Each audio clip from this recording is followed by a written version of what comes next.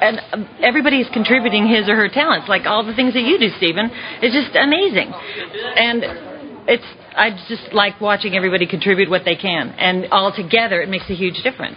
Absolutely. Well, thank you so much for all that you've done, too. Okay, get up and let me give you a little hug here.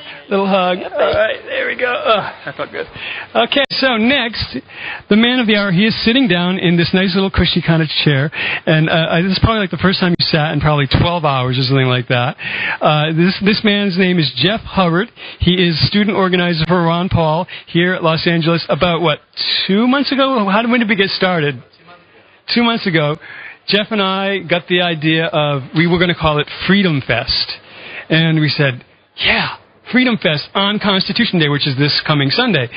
And it's coming up, yes. And he's like, oh, wow, it is, yeah. So we had this idea, and we started to work on it. We were going to have this speaker and that speaker, and it was just a nightmare of frustration and just one thing going wrong after another, having it scheduled, having to reschedule it, this and that, conflicts left and right.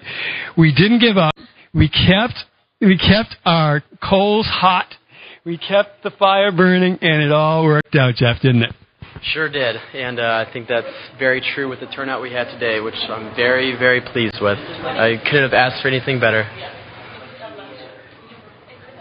Yeah, it was absolutely amazing. I'm guesstimating that it was somewhere between 1,000 and 1,500 people out there. I think that's a fair estimate. I was going to put it around 1,000, but it was, since it's such an open space, it was very sprawling. So it was very compact in the front region, and then kind of sprawled out there. So I think we had a very, very, it was just very rewarding to see that many people come out for the simple message of freedom.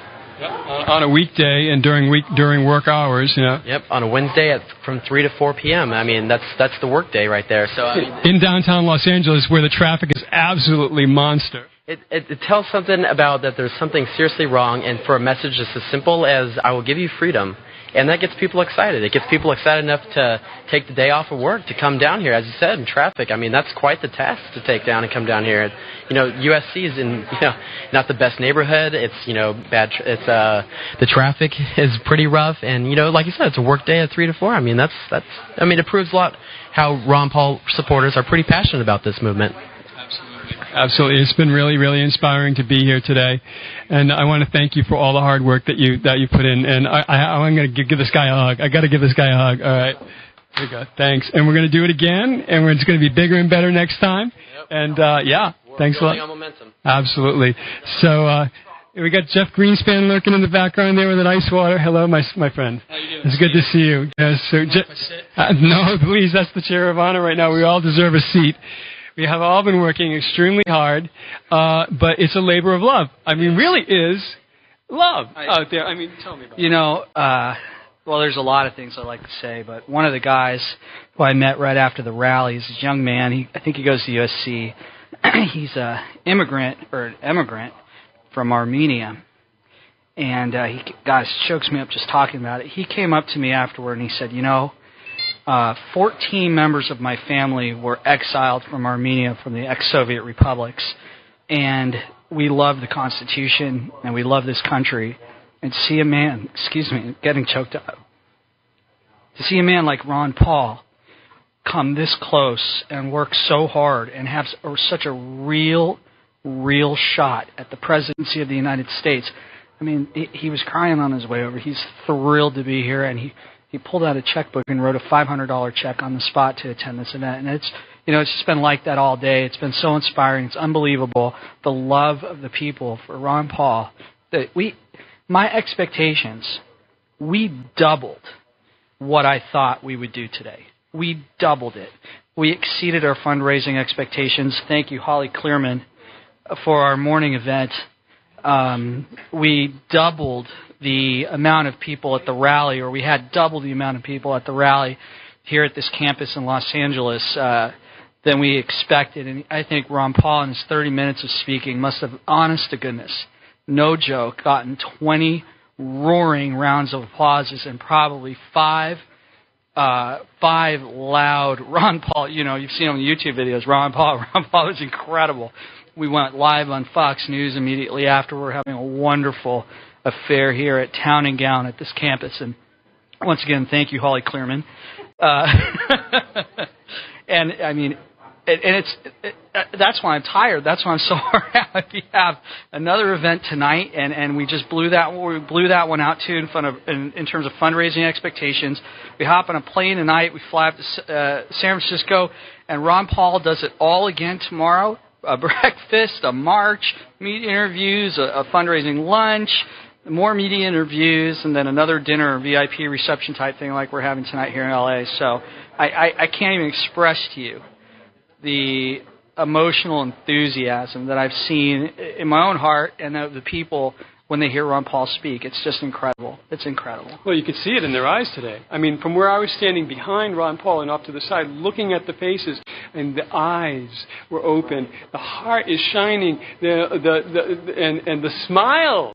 And usually when you have these large groups of people together for a political event, it's like, we're angry about something, damn it, you know. And today it wasn't that. It was optimism. It was love. It was hope. And that hope for America really is bang, spot on. That's absolutely right. And Steven, you're of course a large part of it, being out here and doing RonPaulRadio.us and your show. And I think it's incredible. And for me, it's a great honor to be working for this campaign. And you know, I just we're putting. Let me tell you, I don't want to talk about this too much in too great of detail, but what we are working on in the West and what we have in place in these states, we are going to shock our competition. They have no idea what's in store for them. Absolutely. And you know, maybe I shouldn't be talking about this at all right now, but I'll leave it at that. I hear you. No, I hear you. It's a shocker. It's those, it's the, I can't think of a sports analogy. Somebody help me out with like a shocker upset. The Red Sox winning the World Series after how many years or whatever, or the Miracle Mets or whatever. But it's one of those shocker upsets that wasn't supposed to happen out of nowhere. No, what you've seen so far is nothing to what's coming. Absolutely. To what we have. Thank you so much. Thank you so much, sir. Okay. Okay. Good. So we're back, and we're going to be wrapping up here in a few minutes. We've got one more interview. There's a young 19-year-old Iraqi war veteran who is right now I'm giving play-by-play here. Right now he's filling out his donation form. You know those forms you have to fill out because the government makes you fill out a lot of forms all the time because they want the information. They want to know it all. Every little bit of information that they can get from you whenever they can force you to give it to them for whatever bizarre, perverse reason. Yes, they're doing it again and again and again and again. There's some applause going on in the room. Don't know what that's for. And Jack is going ahead and filling out his information that the government needs for some damn reason. Okay, and so we're here. I'm Steven Vincent. My show is The Freedom Message, and we're live on the air. Thousands of Ron Paul supporters across the country and indeed perhaps across the world. Live free or die. Live free or die. So I was told that you are an Iraqi war veteran. Is that correct? Yes, I am, and I'm still currently serving. I can't. Because of legal reasons, I can't tell you which service it is. I'll just whisper in your ear. Okay. But I'm still. I just came back about 5 months ago, April, from Iraq, Al-Anbar province. They kind of give you a clue what service I'm with. And there you go. Okay, so tell me how you felt. Were you at the rally? Yes, I was, and I was so inspired to see basically like-minded people around. Basically share my views regarding Ron Paul's views. The things I was with Holly last week in the GOP state convention, and the thing that basically depressed me was the mindlessness of the support of other candidates. People were supporting Rudy Giuliani. Basically, it was the cool thing to do, and Holly and all those other people were supporting Ron Paul, and they had a reason. And that's I'm going to emphasize that fact. There's reason to their support. They can articulate why they support Ron Paul.